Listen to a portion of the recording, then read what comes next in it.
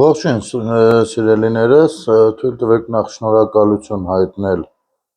հետաքրքրություն հայտնելու համար գրքի հանդեպ եւ նյութի շնորհակալ եմ ձեր գնահատանքի համար։ Այո, դիտողականությունը ահագին ցածր է, ես չեմ վախենա ամեն անգամ ասել չեմ ձանձրանա, բայց նաեւ դա ընկալելի է, ուստի ես կշարունակեմ իհարկե գիրքը ընթերցել։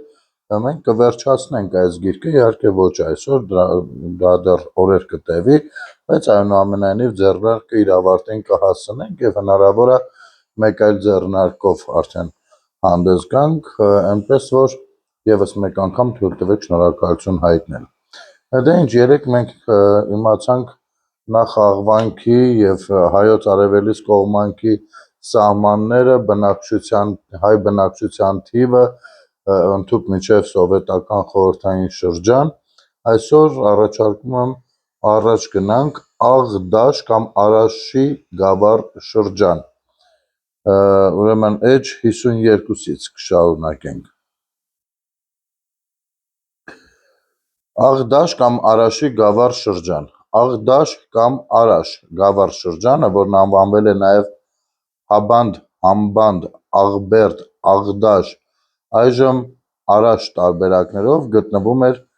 Կոկիսոն Գյոքչայ գետակի Բոզդաղի հարավահայաց լանջերի եւ Կուր գետի միջև։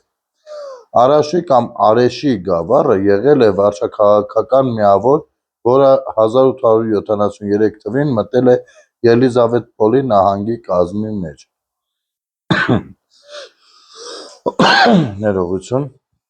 Գավառի վարչական կենտրոնն է եղել Աղդաշ քաղաքը, գավառի հայաբնակ գյուղերն էին Խանավատ, Քանդակ, Ավարիկ, Մազրղու, Արեշ, Նեմիթապատ բնակավայրերը։ Արաշ գավառ,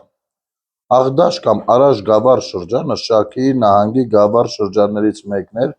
որը կազմավորվել է 1930 թվականին։ Շրջանի տարածքը կազմում էր 1048 քառակուսի կիլոմետր,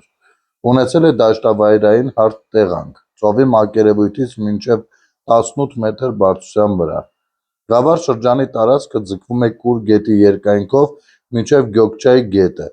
իսկ արևմուտքում մինչև Ալազան գետը։ Արաշը եղել է ամենամեծ գավառը, մասամբ թրքաբնակ,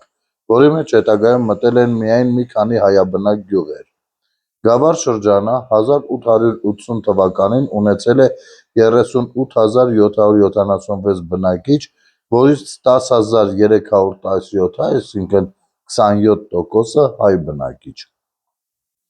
Արաշի շրջանը Կուր գետի ափին հնում ունեցել է Աղդաշ անվանումով գյուղաքաղաք, որը հետագայում վերածվել է ավերակների։ Դեռևս տեսանելի են եղել քաղաքի պարսպի մեջ եղած խոր խրամատներն ու պարիսպների հատվածները։ Սարգիս arczepiskopos Ջալալյանցի խոսքով այս վայրը շատ արգասավոր է, այստեղ կա առատ բրինձ, ցորեն, գարի, մետակ, ստանձ, խնձոր եւ անբավ նուռ։ Այս տարածքում բնակվում է մահմեդականների մեծ քանակություն, որ դավանափոխ հայեր են, իսկ հայոց գյուղերն այստեղ 7 են։ Ըստ ավանդության շրջանի տարածքում Պարսից Անուշիրվան արքան կառուցել է 7 ամրոց։ Հետագայում շրջանի ամրություններն ավերվել են, իսկ տեղանքը հայաթափվել է։ Տեղաբնակ հայերը տեղափոխվել են լեռնային եւ նախալեռնային շրջաններ։ Աղդաշի գավառի տարածքում մինչև 1918 թվականը հայերը բնակվել են հիմնականում ներկայիս շրջանի վարչական կենտրոն Աղդաշ գյուղաքաղաքում։ Նաև հայի Նեմոթապատ գյուղում, որը հայի Նեմեթապատ, ինքը այդպես անվանումն է հենց հայի Նեմեթապատ գյուղում, որը եղել է զուտ հայաբնակ։ 1918-1919 թվականների ընթացքում Աղդաշաբնակ գյուղերի մեծ մասի հայ բնակիչները կամ կոտորվել, կամ տեղափոխվել են այլ վայրեր, իսկ 1988 թվականից հետո երկու բնակավայրերն էլ հայաթափվել են։ Շրջանի տարածքում մինչև 1982-1986 թվականները պահպանվել են հայ մշակույթի հազվագյուտ հուշարձաններ եւ վիմագրեր։ Հիմնականում ոչնչացվել է Աղդաշ գյուղաքաղաքի հայոց գերեզմանոցը, իսկ հայի Նեմեթապատ գյուղի գերեզմանոցը եղել է կիսավեր վիճակում։ տեսեք, Աղդաշ գավառ շրջան, Արաշ գավառ կամ Աղդաշ գավառ եւ հիմա Աղդաշ գյուղաքաղաք։ Գտնվում էր Դուրկան կամ Տուրյան գետի աջ կողմում, Աղվանից դաշտի վերին հատվածում, համարվում էր Աղդաշի գավառ շրջանի կենտրոնը, որտեղ նստել է գավառապետը, ունեցել է հեռագրատուն, փոստատուն, արքունի դատարան, հիվանդանոց, շուկա։ Աղդաշը շրջապատված է եղել այգիներով եւ պարտեզներով, բայց ամռանը օդը եղել է շատ ծանր, խմելու համար օգտագործվել է գետաջուրը, որի պատճառով անպակաս է եղել, այսպես ասած, դողի եւ ջերմի հիվանդությունը։ Բնակիչները մշակել են նուռ, վարունգ, ձմերուկ, սեխ, պատլիջան, սա երևի մեջբերում է, դրա համար մի քիչ բանով է, բարբառային է, արքայակաղին, ընկուզ, շագանակ, զղեար, խորնիկ եւ այլն, ցորեն, գարի, բորիզ, բրինձ, ոսպ, լուբիա, մաշ, սիսեռն, ոլորն, բակլայ, խաշխաշ, գազար, սոխ, սխտոր, ճակնդեղ, գետնախնձոր, բոխկ, բայց հայցցանե նախիրներով կով, երինջ, արջար, եզ, գոմեշ, գոմշակով, հոտնրով, արու, ոչխար եւ այծ, վերջապես ձի, ջորի, ավանակ, գորգ, կարպետ, մապրաշ, խուրջին, մետաքսաթել, բամբակ, բուրդ, ուխտեբուրդ, սամուր, աղվեսենի, արջենի, գայլենի, ընձենի են։ Բարխուդարյանցից էր մեջբերումը։ Աղդաշում բնակվել են շատ պանդուխտ հայեր, որոնք այստեղ են տեղափոխվել Արցախից, Գանձակից, Շաքիից եւ Շամախուց։ Բնակիչները զբաղվել են առևտրով, վաճառականությամբ, դերձակությամբ, հյուսնությամբ, որմնահյուսությամբ, կոշկակարությամբ, մանրավաճառությամբ, մի մասն էլ պաշտոնական արքունի ծառայությամբ։ Գյուղաքաղաքի հարմարավետ շենքերի մեծ մասը պատկանել է հայ բնակիչներին, իսկ շուշեցի գյանջեցյանց եղբայրների կառուցած երկհարկանի կրաշաղախ ցեխով եւ թրծեպ աղյուսով ընդարձակ իջևան, որի գետնացանկն ծառայում է իբր վաճառանոց եւ վերնահարկն պատվավոր անձանց բնակարան։ Աղդաշ գյուղաքաղաքի հայերը եկեղեցի չեն ունեցել։ Նեմիթապատ գյուղը, որն անվանվել է նաև Նեյմեթապատ, Մամատապատ, այդ անուններն էլ ունեցել, գտնվում էր Աղդաշի շրջանի տարածքում, շրջկենտրոնից 15 կիլոմետր դեպի արևմուտք, ճանապարհի հյուսիսային եւ հարավային մասերում։ Արեշի գավառի տարածքում 19-րդ դարում գոյություն է ունեցել նույն անվանումով երկու գյուղ, որոնցից մեկը եղել է հայկական, մյուսը թուրքական։ Հայաստանի Հանրապետության ՊԿՊԱ արխիվային փաստաթղթերի տվյալներով Նեմիթապատը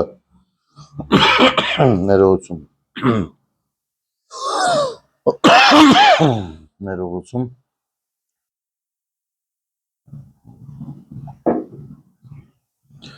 1839 թվականին ունեցել է 26 տուն հայ բնակիչ, 1851 թվականին ունեցել է 15 տուն 206 հայ բնակիչ,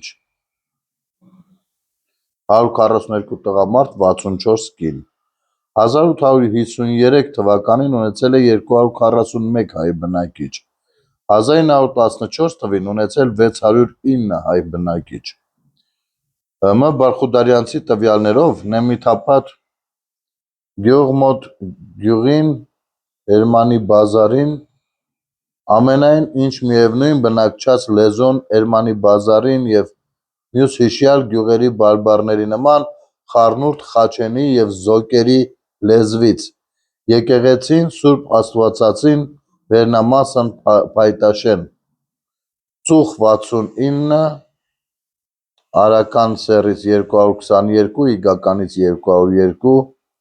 Այս ինչա, արական ինչ, ծննան, ինչ է կլինի։ Երևի երեխաներին, հա, կվերաբեր, 18 իգական, 16 պսակ 8, արական ննջեցյալ 8, իգական 7, երկար կյանք 65-70 տարի։ Այն ժամանակ 65-70 տարին համարվել է երկար կյանք այդ կողմերում։ Գյուղը կտրված է եղել գավառի եւ երկրամասի հայաբնակ բնակավայրերից, ինչի վերաբերյալ հուշարձանագետ Կարապետյանը վկայակոչում է բնակիչների 1884 թվին գրած մի նամակը, որում ասված է եղել. «Մեր երկիրը մոտ լինելով Դաղստանի, որի ազգաբնակության 3 մասը կազմում են լեզգիկ եւ մահմեդական տաջիկ, մենք հայերս սակավաթիվ լինելով լեզգիների երկյուղից շատ մասը մեզանից իբրև պատսպան ապահովության ընտրած ենք տաճկաց մեջտեղ ի բնակության, չնայելով մեր այսպիսի ցիր-ցան լինելուն, մեր հոգևոր ծնողն Սուրբ Լուսավորիչի աթոռն ամեն ժամանակ մեծ խնամ եւ հոգս է ունեցել մի հոգևոր պիտույք լրացուցանելու եւ այս իսկ պատճառով է, որ այսօր հայության նշույլ գտնվում է Դաղստանի սարերի եւ ձորերի մեջ։ Պետք է ասել, որ մեր մեծ հայրերը որքան խնամք ու հոգս եւ մտածմուն են ունեցել քրիստոնեության, ասեմ, հայության մեջ եւ հետն պահպանել մենք հետընկալքն եւ թշվառ նոյին զավակներս մեր անունովն կորցնելու եւ մոռանալու մոտ ենք, այնպես որ մեր գյուղն այսքան տարիներ ի վեր եւ մեր երկիր ռուսաց հզոր կայսրության հովանավորության տակ մտնելն ի վեր չունինք ոչ մի արժանավոր քահանա եւ ոչ մի փոքրիկ ուսումնարան, որ գոնե սովորեին մեր զավակները քրիստոնեության հետ եւ հայություն։ Այդ տեսեք, քիչ են եղել ու ծածվել են տեղի ազգաբնակչությանը, չեն ունեցել հայապահպանական որևիցե, բան ասենք, եկեղեցին չի կարողացել թարմացնել իրեն, չեն կարողացել դպրոց ունենալ եւ քիչ-քիչ, ահա արդեն հետագայում էլ արդեն այդտեղ հայեր չեն ապրել։ Չնայած Նեմիթապատ գյուղը զոհերը տվել 1918-ից 1920 թվականների թուրք մուսաֆաթականների կազմակերպած կոտորածների ժամանակ, սակայն չի ամայացել եւ մինչեւ 1954 թվականը ունեցել է 70 տուն հայ բնակիչ։ Գյուղում գործել է դպրոց։ Նեմիթապատ գյուղն ունեցել է Սուրբ Աստվածածին անվանումով հայկական ավերակ եկեղեցի։ Եկեղեցու շուրջը պահպանվել է գերեզմանոցը, ուր հիմնականում եղել են 19-րդ դարին վերաբերվող տապանաքարեր։ Գյուղի բնակիչները 1954 թվականին տեղափոխվել են Հայաստան, բնակություն հաստատելով Երևան քաղաքի Նոր Արեշտ թաղամասում։ Բնակիչների մի մասը իբրև հիշատակ իրենց հետ տարել են որոշ արձանագիր գերեզմանակարեր։ Այդ տապանաքարերից Սամվել Կարապետյանը հուշարձանագետի մասին է խոսքը, հարգելիներս, չքաղաքականացնենք։ Հիշատակել է մեկը, որն ունեցել է արձանագրություն սպիտակ սրբատաշ քարի 3 երեսներին։ Ինչպիսի արձանագրություն է եղել։ Հանգիստ Վաղաթարամ Մեղրի գյուղացի բժիշկ Ստեփանայ Ազատյան Տեր Զաքարյանց ծնյալ է ի 1860 ամի 10-ին օգոստոսի, վախճանյալ է ի 1889 ամի ամը տարին է, էլի 29 տարեկան ամաց հասակի։ Թաղում Մամատապատ գյուղում։ Այս անձի մասին հիշատակված է եղել նաև ժամանակի Նոր դար օրաթերթի 1891 թվականի 41 համարում։ Կհիշեք, այն ժամանակ այդպես օրաթերթերում կամ ամսագրերում նշվում էր նման թե տխուր դեպքերը, թե ուրախ առիթների մասին։ Ահա եւ Նոր Արեշը գտանք, թե ինչի են Արեշը ասում։ Եվլախի շրջան Մինչև 1918 թվական Եվլախի շրջանի հայաբնակ գյուղերն են եղել Արաշ կամ Էրմանի բազար, Խանապատ, Հավարիկ, Մազրղու, Քանդակ բնակավայրերը, նաև Մինգեչաուր քաղաքի թաղամասերը։ Արաշ կամ Էրմանի բազար Արաշ գյուղը, որն անվանվել է նաև Էրմանի բազար, գտնվում էր Աղվանից դաշտի հյուսիսային կողմում, Արջկան գետակի ձախ ափին, Արքունի ճանապարհի մոտ։ Արաշ թրքաբնակ գյուղինկից, ինչպես վկայում են մասնագետները, Տփխիս Գանձակից ու Թավրիզ Պարտավից, Շաքի Գրեմի և Շամախի Բաքու տանող հին ճանապարհների հանգուցակետում։ Գյուղը 19-րդ դարում վարչականորեն մտել է Նուխու (Շաքիի) վիճակի Արաշ կամ Արեշ գավառի կազմի մեջ։ Հիշատակարաններից մեկի տվյալներով 1640 թվականին քաղաքն ունեցել է 10,000 հողածածկ տուն, 40 փողոց, 800 խանութ, 16 բաղնիք, 17 սրճարան և այլն։ Բավականին կարելի ասել քաղաք է եղել։ 1914 թվականին գյուղն ունեցել է 323 հայ բնակիչ, 1917 թվականին ունեցել է 50 տուն հայ բնակիչ։ Գյուղի բնակչությունը խոսել է Արեշ Հավարիքի բարբառով։ Արաշում ևս հայերը բնակվել են հին ժամանակներից և Շամախու Շաքիի օրինակով նրանք էլ են զբաղվել մետաքսի արդյունահանմամբ, կաշվի արտադրությամբ ու դրանց վաճառքով։ Արաշ գյուղի տեղանվան և պատմության նկարագրության վերաբերյալ տեղին է մեջբերել մի հատված Մակար Բարխուդարյանցի երգասիրությունից։ Մեջբերումը կարդամ. Արաշ կամ Էրմանի բազար գյուղ, շինված դաշտի հյուսիսային կողման մոտ, Արջկան գետակի ձախ ափի վերայի, Արքունի ճանապարհի մոտ, կից Արաշ թրքաբնակ գյուղին։ Միևնույն են օդն և կլիման, և տեղական բերքերն։ Միայն նշանավոր են գյուղիս և շրջակայիս սեխն, ձմերուկն, սոխն, սխտորն, վարունգն և փաթլիջան, տանձն, խնձորն և ընկուզն։ Հողն կիսով չափ արքունի և կիսով չափ բեկական և ավելի արդյունավետ։ Բնակչած բարբառն խառնուրդ է Արցախի, Զոկերի և Խոյի բարբառներից, բայց ծերունիք վկայում են, թե փոխադրված են այստեղ Խալդան գյուղից, որի ավերակն հեռու չէ գյուղիցս։ Գյուղիս եկեղեցին է այժմ այն նշանավոր հնություն, որի մասին ասում է ավանդություն, թե հիմնված է Եղիշ Առաքելից։ 1830 թվականներում լուսահոգի Բաղդասար մետրոպոլիտ Ջալալյանն հոգ տանելով հավաքագրել տված էր Արցախի, Շամախու և Շաքվայ վանորեից արձանագրությունները, որ տպագրված են բազմաշար Շահխաթունեանցի Բ.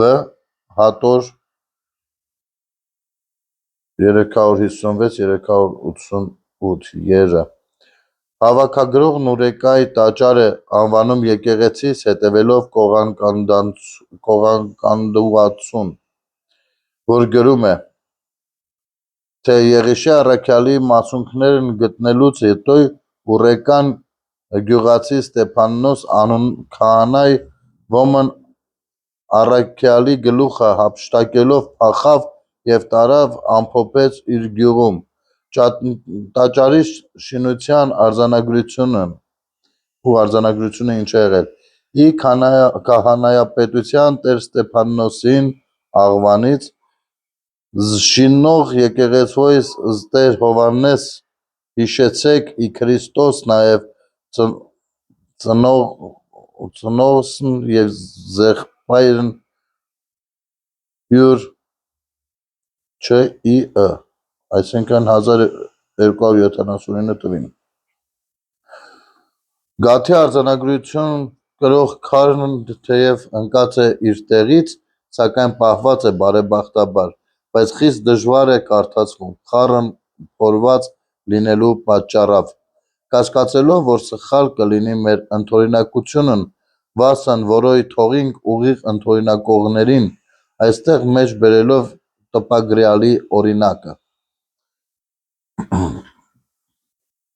Ինչպիսի օրինակ էր տպագրվածը։ Իշխարակալ տերության ապաղայ խանին և ի հայրապետության տեր Ստեփանոսին և ի պարոնության նորադինին և սրաջադինին և գուրզադինին և տեր Հովանես շինեցի զգավիթս հիշատակ ինձ և եղբարց և ծնողաց իմոց չ.Լ.Գ. 1284 թվին։ Ավազանի որ մի վերայ գավթում մի խաչարձանի վերայ քանդակված է խաչը Սպարխաս Խուպիչյանին։ Եկեղեցին և գավիթը շինված են տաշված չիչ քարով, սալկախներն ամբողջապես խաչքարեր են, շարված արտաքուստ որմերի վերին եզերքներով։ Ամենայն ուրբաթ գյուղումս լինում է օրավաճառ, ծուխ 35, արական 103 բնակիչ, իգական 74,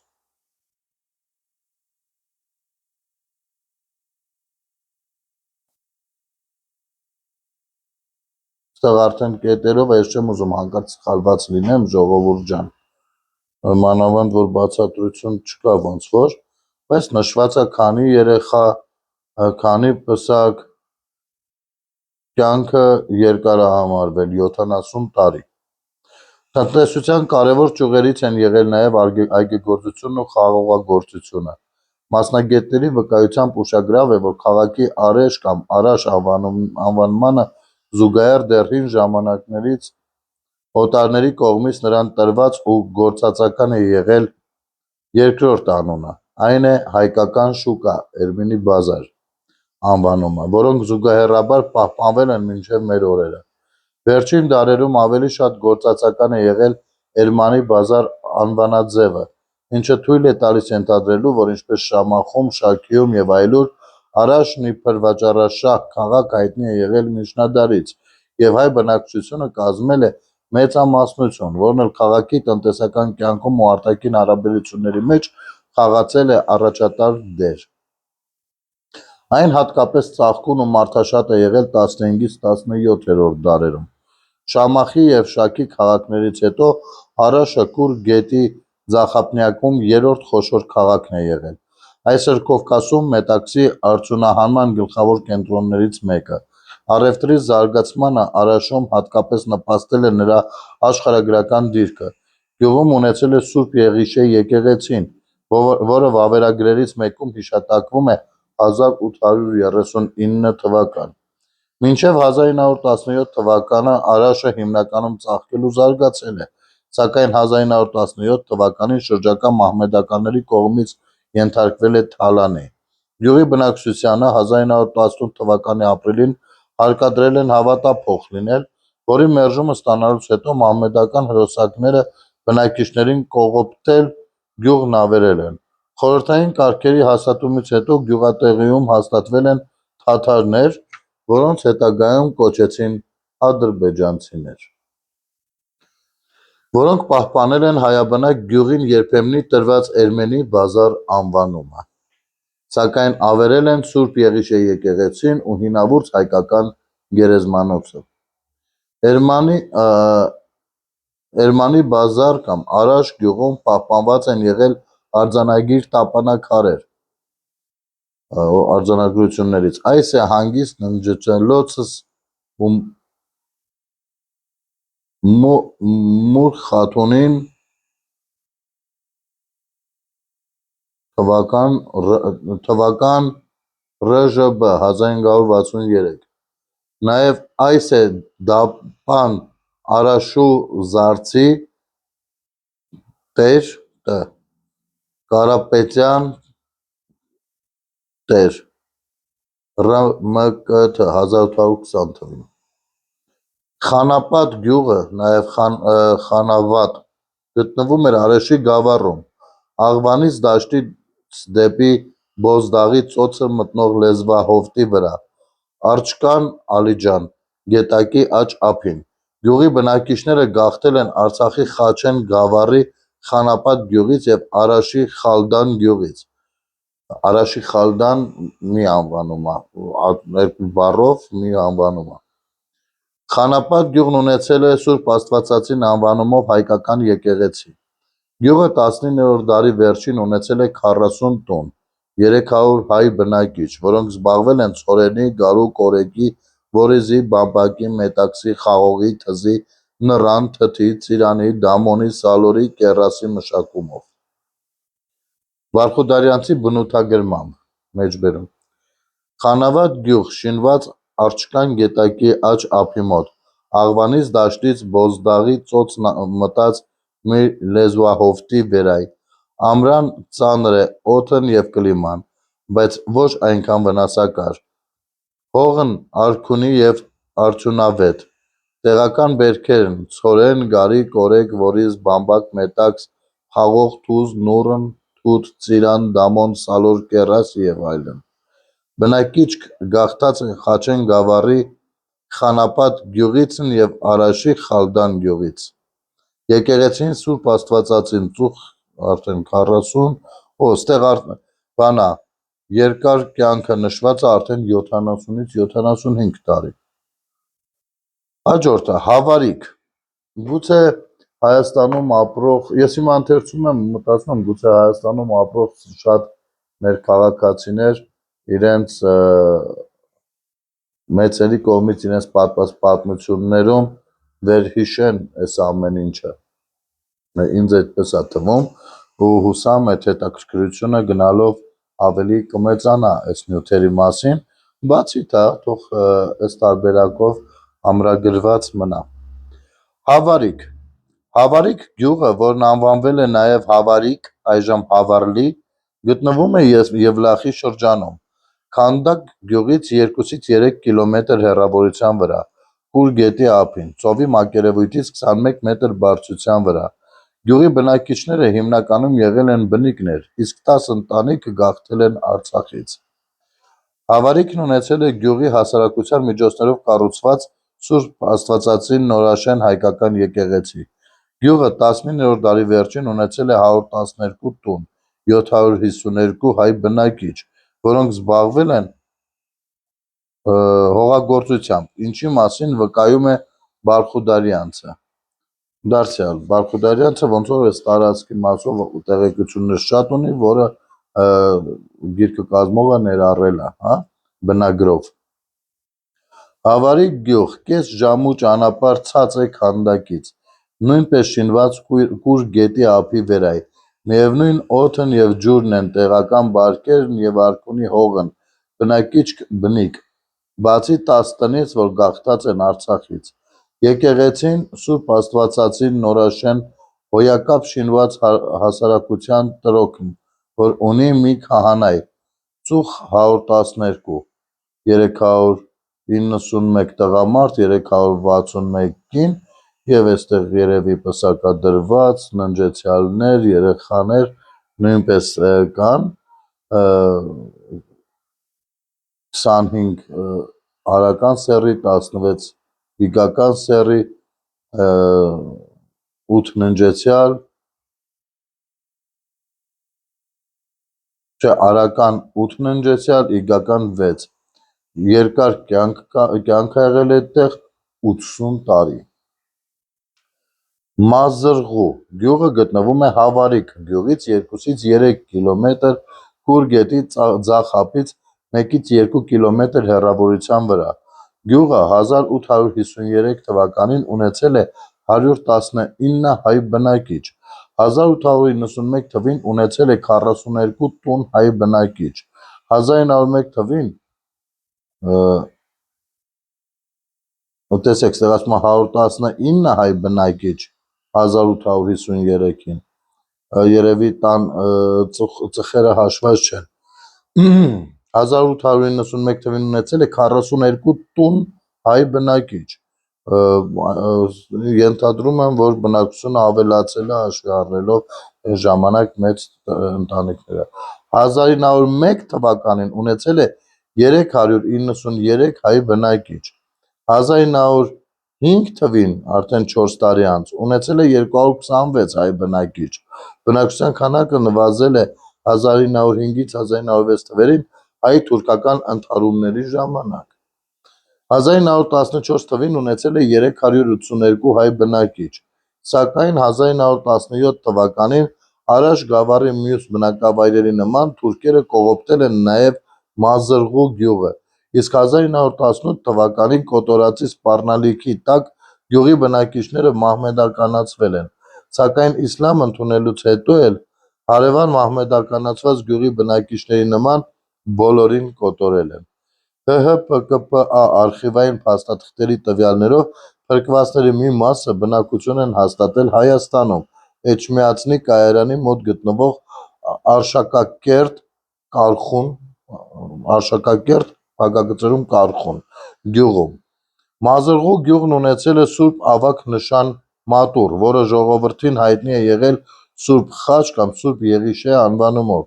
ինչի մասին վկայում է Վարդխու Դարյանցը ու նորից մեջբերում։ Մազրղու գյուղ նույն չափով ցած է Հավարիկից, ամենայն ինչ միևնույն, միայն գյուղն վերստաչափ հեռի է Կուր գետից, վերստը չափման միավոր էր, ժողովուրդ ջան, Կուր գետից, ժողովուրդն բնիկ, գործոն և քաջ որսորդ, եկեղեցին Սուրբ Եղիշե, Հողաշեն,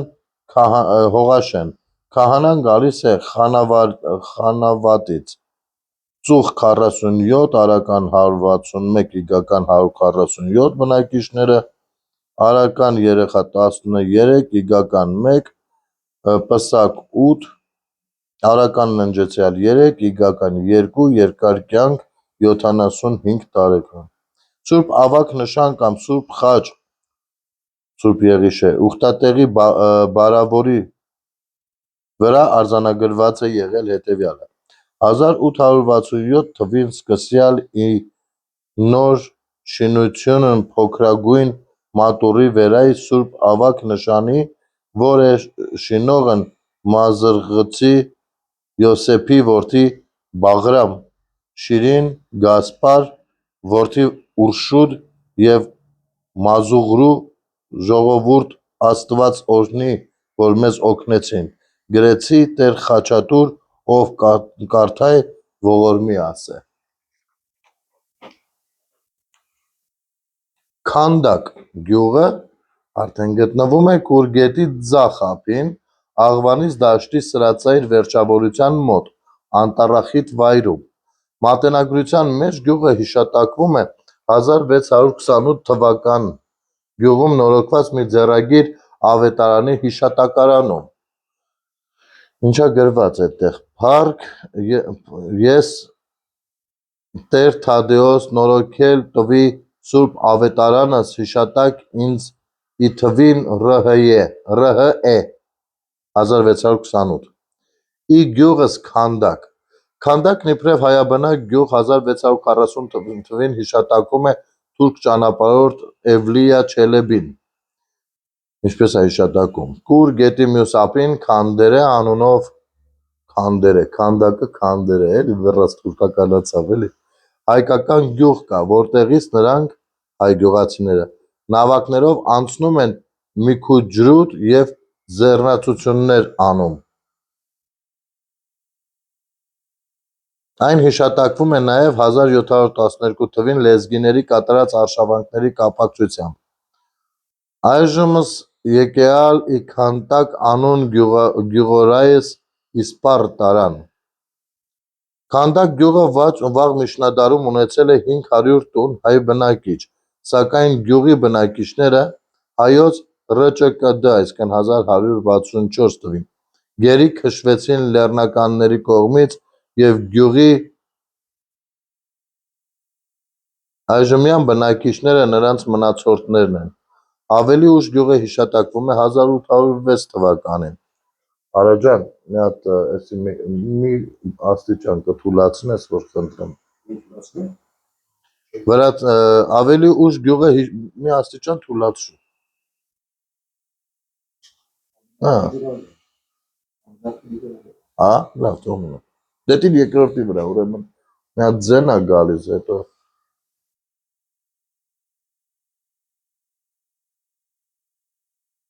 Լավ, թող սենց մնա։ Կներեք, ժողովուրդ ջան, վերևից կամ հայոց ՌՃԿԴ, այսինքն 1164 թվականին գերի քշվեցին լեռնականների կողմից եւ գյուղի այժմյան բնակիչները նրանց մնացորդներն են։ Ավելի ուշ գյուղը հիշատակվում է 1806 թվականին վրացական ուղեգրություններում։ Քուր գետն անցնելով հասնում են Քանդակ հայկական գյուղը։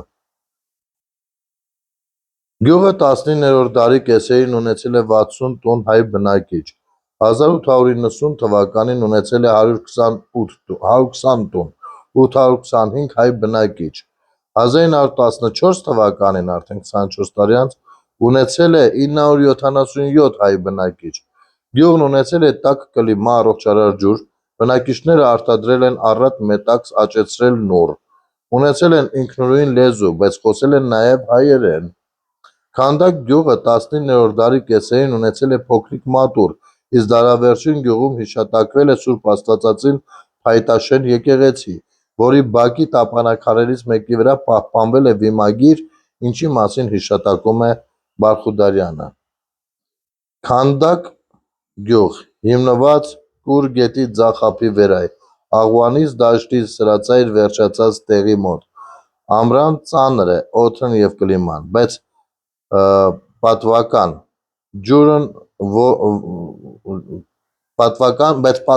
ջուրն, որ է Կուր գետն։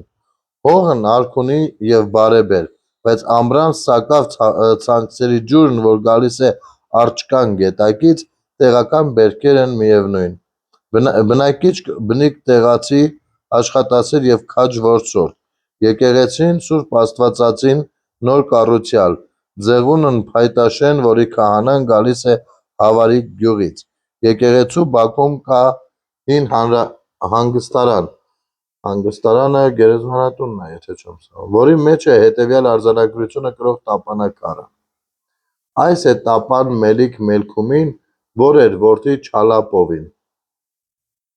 ով որ կարդա տա ողորմի, 1840 ամի։ Հարկ է հայտնել, որ ոչ սորա նախնիքն մելիք եղած են և ոչ սորա հետագաներն մելիքությունը ստացած է իրանից և մեռած իր հետ։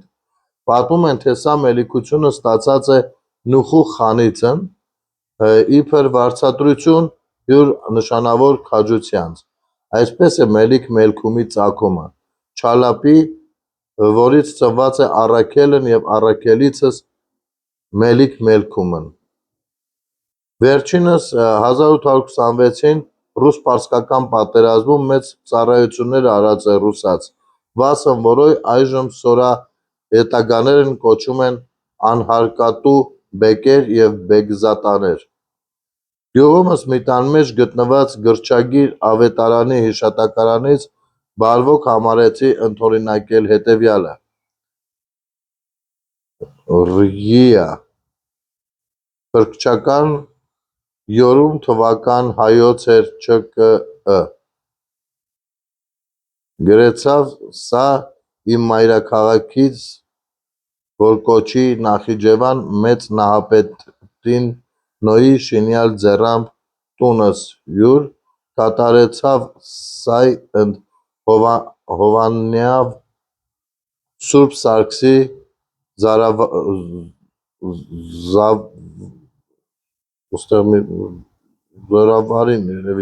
Զավրավարին, եթե ուղիղ կարդամ, ձեռամբ Հովսեփայ անարժան ծառայի նորայ,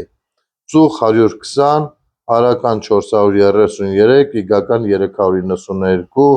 արական երեխաները 31, իգականը 28, պսակված 15, արննջեցյալ պսակ 15, արական ննջեցյալ 8, իգական 5, երկար կյանք 80 տարի։ Քանդակ գյուղի հյուսիսային կողմում կա ջրի առու, որ լեռներից բերել է Շահ Աբբասը։ Պատմում են, որ Շահ Աբբասն այս առուն կառուցել է տվել գյուղի բնակիչներից ստացած օգնության դիմաց։ Ծառայել են բոլորին, բոլորին ծառայել ենք։ Ավանդությունն ասում, բայց մենք մեր պետությանը չենք ուզում ծառայել։ Մենք միշտ օտարներին սիրահոժար ծառայել ենք։ Իսկապես, մինչև հիմա տենց է։ Մենք չենք ուզում հավատանք, որ մենք պետություն ենք ու մենք կարող ենք մեր ծառայությունները մեր պետության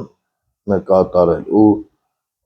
ավելի լավ կապրեն մեր սերունդները։ Ավանդությունն ասում է, որ երբ նա անցնում էր կուր գետը,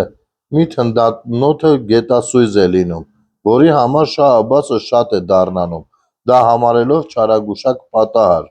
Այդ ժամանակ գյուղի բնակիչները մոտենալով ասում են. «Արքա, ապրիր հավիտյան եւ երբեք մի վհատվիր,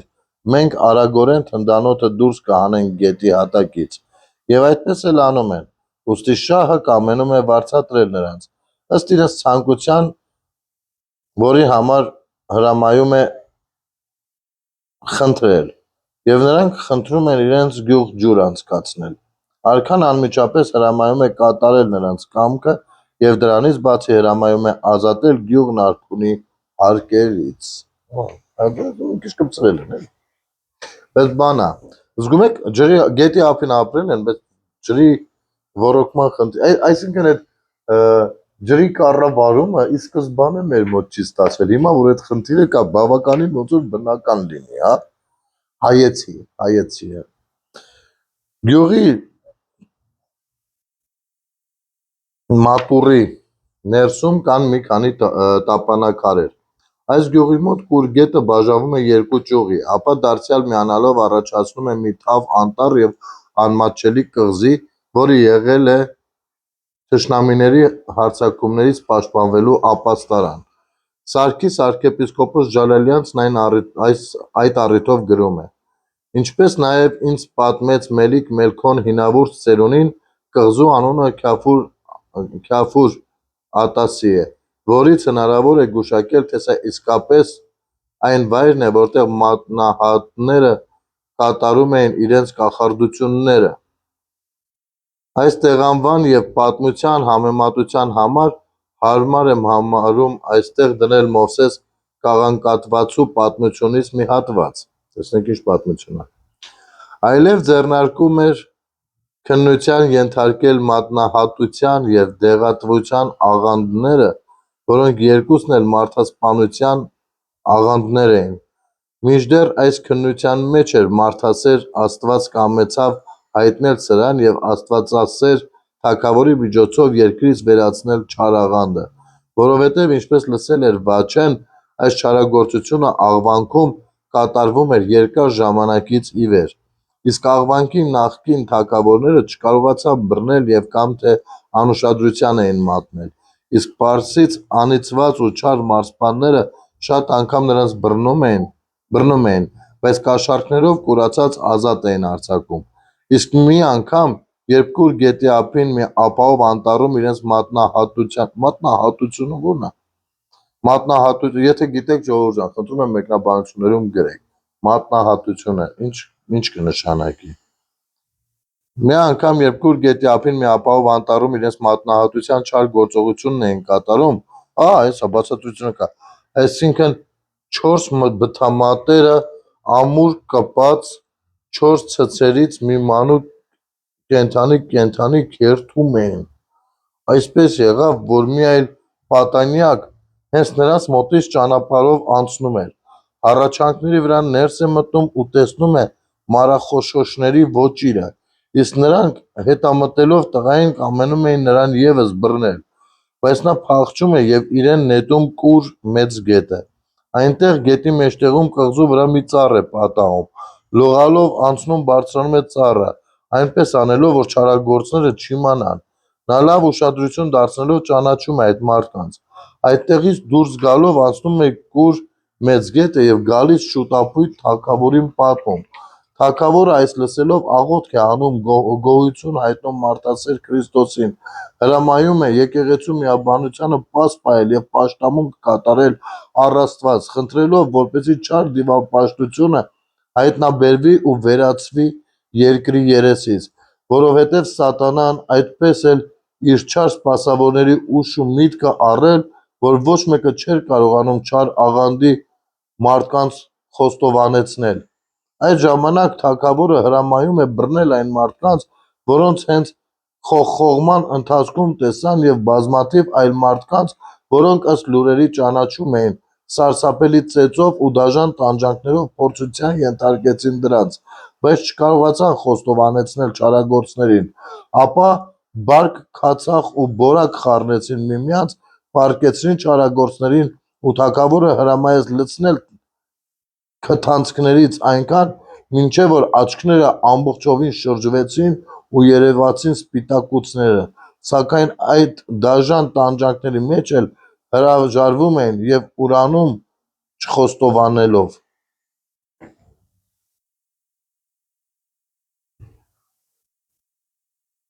Իմիջայլոց ստեղ բացատրություն կա Ջալալյանցից arczepiskopos Օնորակերտ ամրոցը գտնվել էր Աղվանից դաշտի մի բլիթ ապարագագնքուր գետի ահավոր մի կղզու վրա, նրա պատմածով Քանդակ գյուղը տեսնելուց հետո ցանկացա տեսնել Գյավուր Ղալասի կոչվող եկեք մի հատ կարդամ էլի սա, որովհետև այս պատմության վրա գրած է բացատրության պահանջ կա,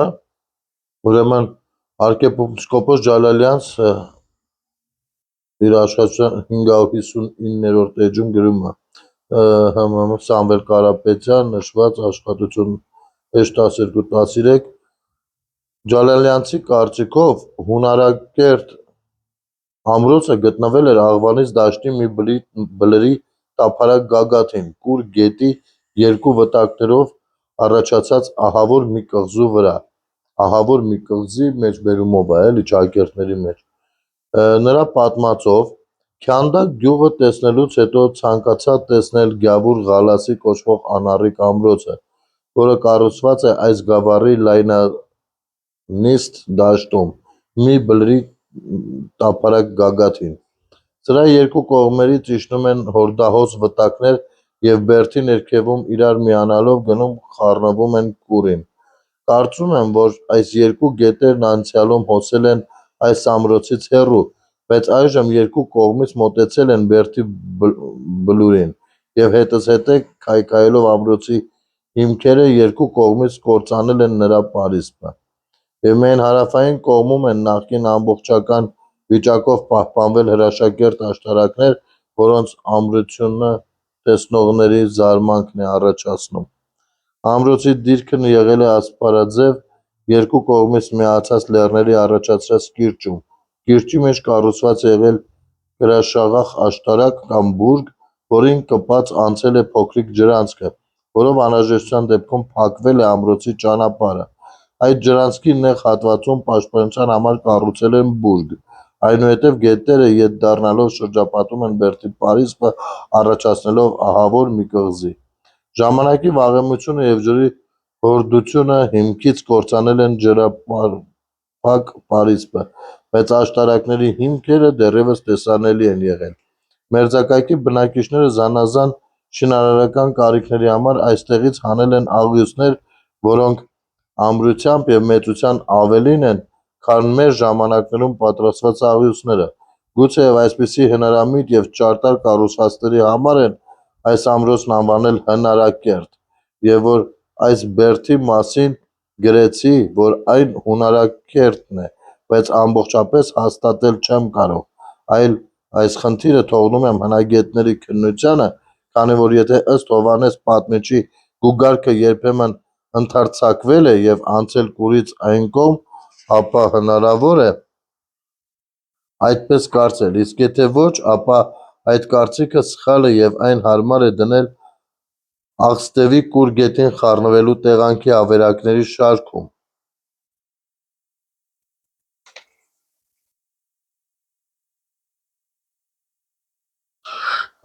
Մի հատ տեսնենք այս ենթավերնագիրը ինչքան է գնալու, Մահմադ Թավա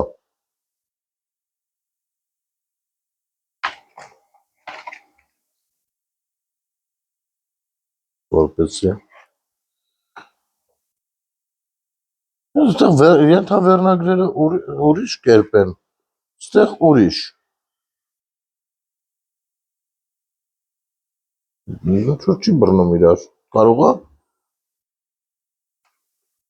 Հետո ինչ որ քարտեզներ են գալիս։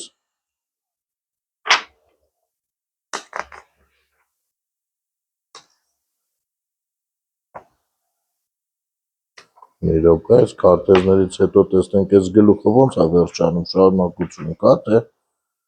ոնց։ Հա։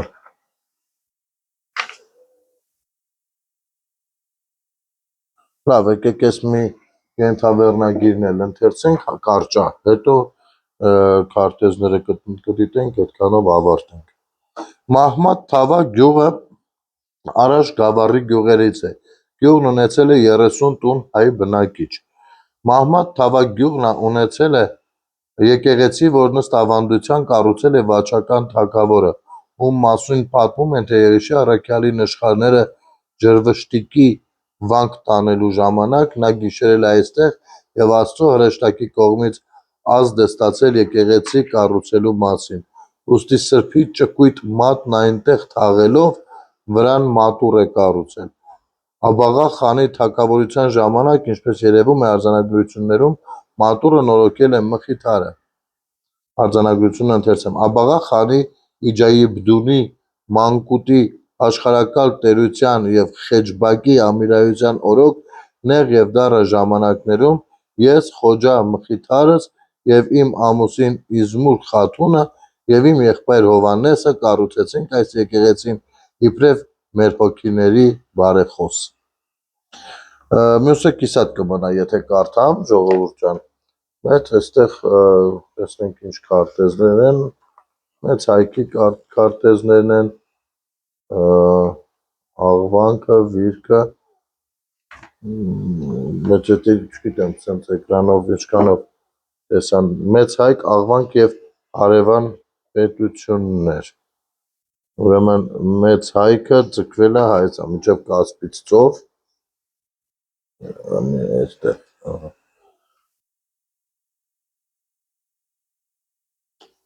շատ մանրագրված, սա Ալբանիա կողքից Իբերիա, ուտիքը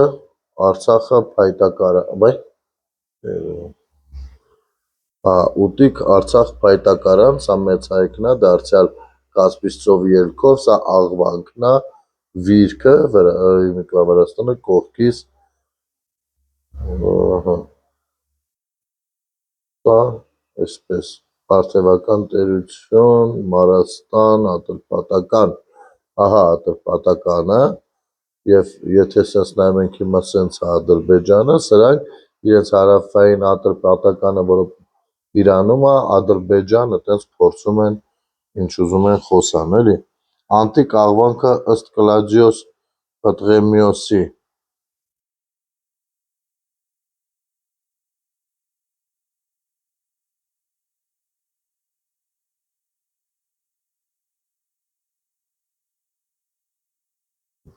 շատ մանր տառերով արդեն Երվանդյան Հայաստանը արդեն չունի Կասպից ծով ելք, ստեղ փոքրիկ բան կա, բայց փոխարենը մի նեղ բանով ճանապարհով կապված է Սև ծովի հետ, Երվանդյան Հայաստանը եւ աղվանական ցեղեր,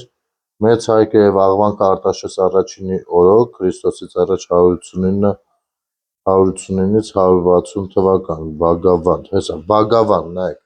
Բաքվի տեղը, Բագավան, գրված է, մեծ հայքի թագավորություն, վերևը աղվանից թագավորությունն է, ստեղ դե Իբերիան արդեն,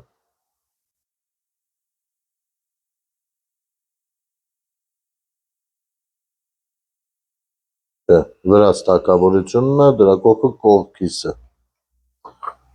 լավ, սա դուք ինքներդ արդեն, եթե գիրքը ձեռք բերեք, կարող եք նայել հայկական եւ աղվանից մարզպետությունները 428-ից 642, հետաքրքիր է, հեսա,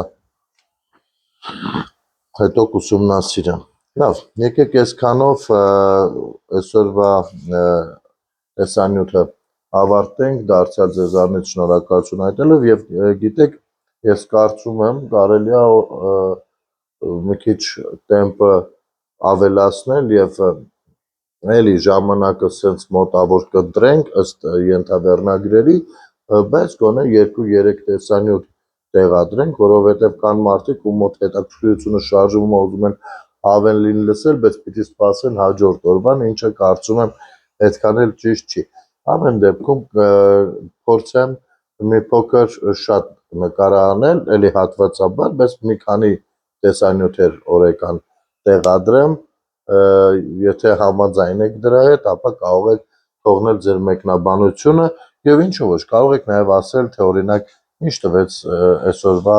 այս ընթերցանությունը կամ ինչ որ բան տալիս է, նորմալ է այս ֆորմատը, թե ոնց։ Սա երևի առաջին դեպքերից է, եզակի դեպք է,